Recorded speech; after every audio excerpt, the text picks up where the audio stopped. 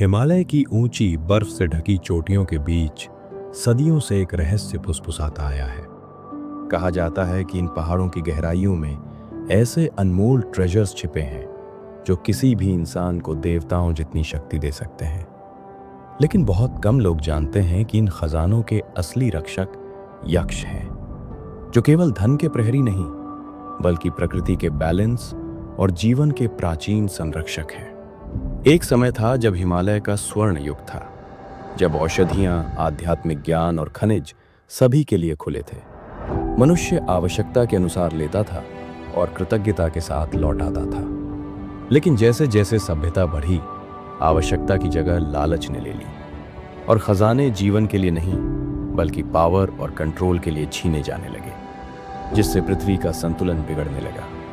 तब देवताओं ने हस्तक्षेप किया और कुबेर के आदेश पर यक्षों ने संकल्प लिया कि जब तक मानवता तैयार नहीं होगी तब तक ये ट्रेजर्स छिपे रहेंगे, क्योंकि ये रक्षा धन की नहीं बल्कि मानवता की है। इसी समय आरव नाम का एक युवा पर्वतारोही हिमालय की ओर निकलता है। वो सोने के लिए नहीं बल्कि एक दुर्लभ लाइफ सेविंग हर्ब संजीवनी बूटी के लिए, ताकि अपने गांव के लोगों की जान बचा सके। रास्ते में वो बर्फीले तूफानों, खतरनाक रास्तों और लालची लोगों को देखता है जो खजाने के लिए आपस में लड़ते हैं और अंततः खाली हाथ लौटते हैं। अंततः आरव एक मायावी घाटी में पहुंचता है, जहां स्वयं एक प्राचीन यक्ष प्रकट होता है, शांत, विशाल और शक्तिशाली, और उसके सामने सोने का अंबार रख देता है। यक्ष पूछता है, जो चाहो ले जाओ। लेकिन आरव सोने की ओर देखे बिना कहता है, मैं धन नहीं, जीवन बचाने आया हूं।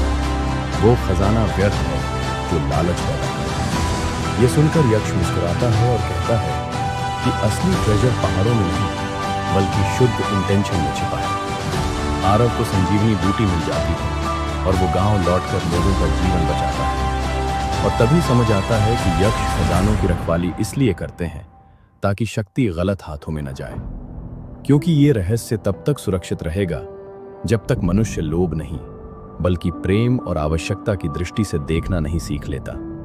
और आज भी हिमालय खड़ा है अपने रहस्यों के साथ, जहां यक्ष उस दिन की प्रतीक्षा कर रहे हैं जब शुद्ध हृदय वाला कोई फिर आएगा।